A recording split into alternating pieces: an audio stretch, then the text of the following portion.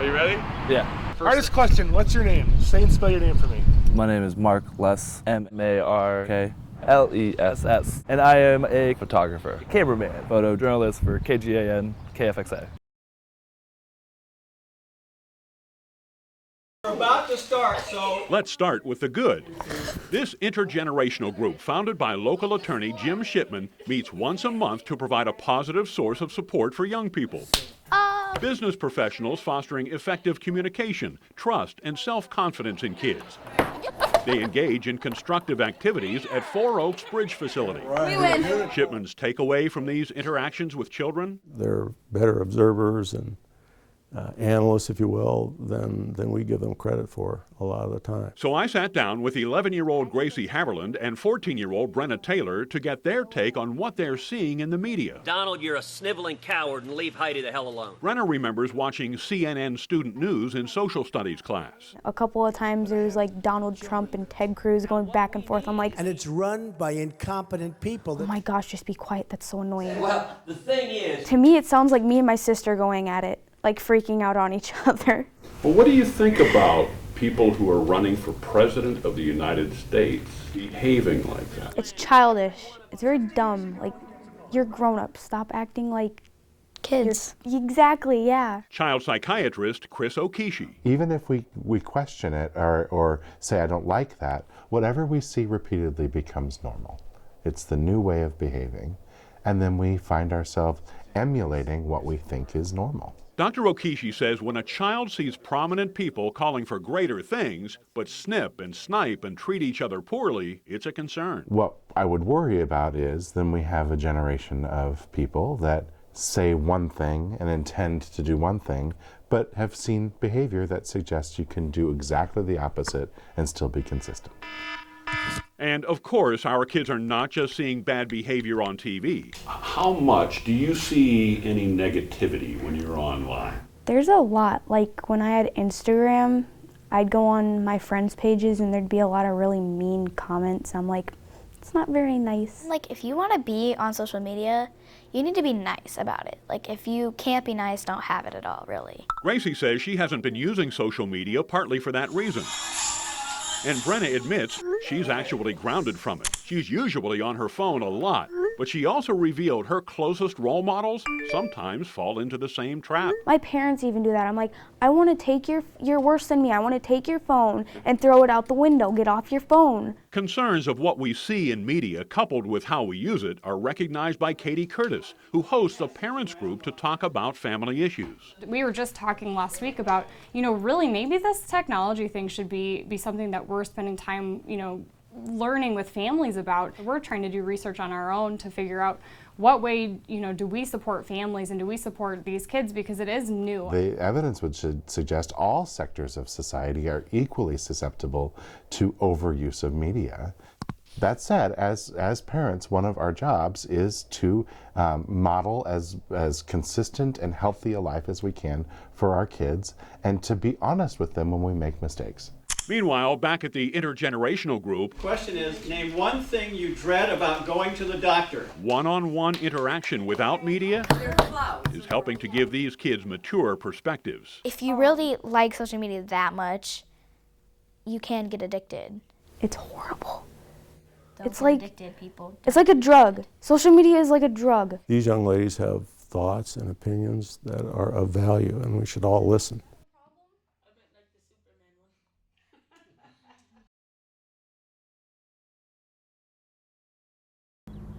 For the first time in more than 100 years, this lot in Iowa City is empty. But as you'll see, the house that stood here wasn't demolished. Moving a piece of Iowa City history. Pretty amazing. Is the spectacle. That is crazy. That brought hundreds of spectators. It's fascinating. It's worth coming out for. Closed roads. As they got it blocked up. It's moving way faster than what I thought. We'll get that 6A up as soon as the house turns that corner. And moved lines. Maybe get the mast on it. Oh, there's weeks of coordination ahead of time with the utility companies, the city and the law enforcement. 10-4, sounds good. An Iowa City builder constructed the Hauser-Metzger home in 1898. There's a lot of history there. The house held programs for United Action for Youth since the 1990s. That's my office. Then the organization relocated those programs and sold the property. I really like that the curtain is still on the door. And historical preservation had a location that they thought might work that was close by. So it was sort of some factors came to fruition. We're ready. Unfortunately, a house on College Street had caught fire at the same time. Let me tell you what. Some people came to watch something you don't see every day. Super weird. Yeah, probably around 90-10, we'll say. It's amazing what they can do. For others, the move meant more. I used to live in the house, which is now an empty lot, where this one is going to go. It's heartbreaking to know that these two beautiful homes were going to be torn down, and for them to be able to save one of them was really awesome. It took 2.5 hours to move the house roughly 4 blocks to its new home on College Street. I think this is the hard part, though. They've actually got to get exactly right on the foundation. Friends of Historic Preservation says they hope to have the house settled and ready to be sold by next spring or sooner. Covering the corridor in Iowa City, Melanie Moore, CBS 2 News.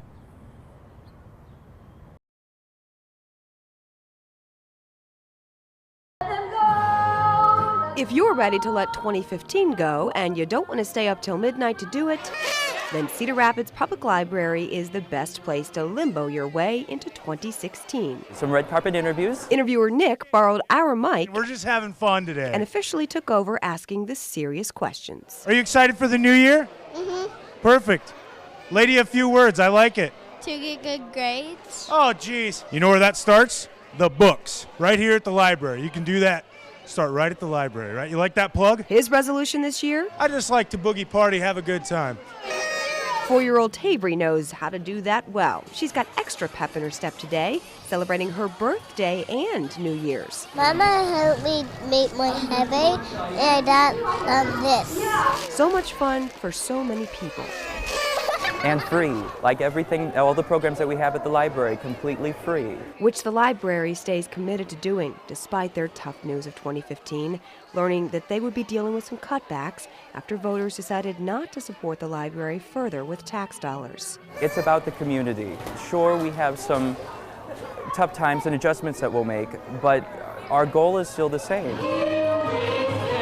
It's the main reason we're here. If we don't do that, then what is there? 9, 8. They know their place in our community and just how many people count on them. So, Happy New Year from the Cedar Rapids Public Library. Happy New Year to you, too.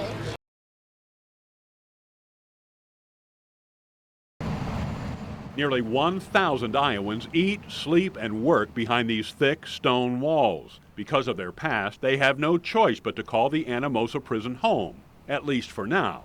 Many have decided to spend their time locked up, looking to a brighter future. Nobody's too old to learn and gain knowledge, It's free education. Education is so key. Nathan Curtis and Bobby Simmons are just 2 of dozens of inmates learning to better themselves with the help of a new, hands-on educational program. I've done enough welding on the streets, for instance, when you're getting spat or when you're getting your blowout on your torches and things like that. But now these books expand why it's doing that, and I've learned just phenomenal amount of material. I'm hoping it opens doors for me. I don't plan on welding for the rest of my life, but I hope I can use it as a stairway to something better when I get out. Curtis and Simmons, both serving 2 decades behind bars for robbery, are now about halfway through their sentences. I was given chances in the past, and like I said, I was immature. I didn't know what to do with them. With this apprenticeship, it's actual hands-on training, and it's educational book work that we have to do, so it's a 2-part process. And given that chance and opportunity, I knew I couldn't blow it. The Iowa Department of Corrections says it costs the state about $34,000 to hold an offender for a year, regardless of how they spend their time. The apprenticeship program's annual budget is nearly 4 times that amount, but it's helping to certify 200 prisoners. That breaks down to just over $600 to give each of these inmates a means to be productive, both inside and outside these walls. Our program focuses on building skill, Our program focuses on our mission of no more victims. What matters is what you do from here on out. Deesburg helped bring the program to Anamosa in 2014, and as of the end of last year, it's now being used at all 9 of Iowa's prisons. We went to the U.S. Department of Labor, showed them our program, what it was today, and how we built it up, and they approved every bit of the program. Even the database used to keep track of each prisoner's progress was designed by an apprenticeship student. The Department of Corrections offers 16 different types of apprenticeship, from welding to cooking. Each one has a certain number of curriculum hours paired with hands-on training. I'm 9 books in it, and I have 18 for the metal fabrication. And they go from welding to blueprints to schematics. We do this apprenticeship, what people would have a normal atmosphere in society. We're doing this apprenticeship and being positive and productive incarcerated. It's a lot better than how I used to do my time. I came into prison and there wasn't really anything for me. I mean, I had a 25-year sentence, so there wasn't anything for me to look forward to want to be positive. You're an employer, you're hiring a person, you're not hiring a history.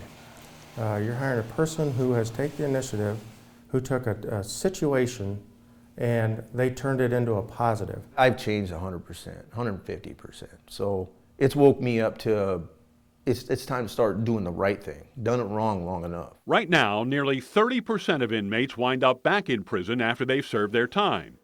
Curtis says he thinks the apprenticeship program will lower that percentage because it gives offenders not only a way to take care of themselves and their families, it gives them a sense of self-worth. I want to show that I've changed. I want to show that I'm rehabilitated, and I'm able to do that with the apprenticeship, plus come away with education and certification.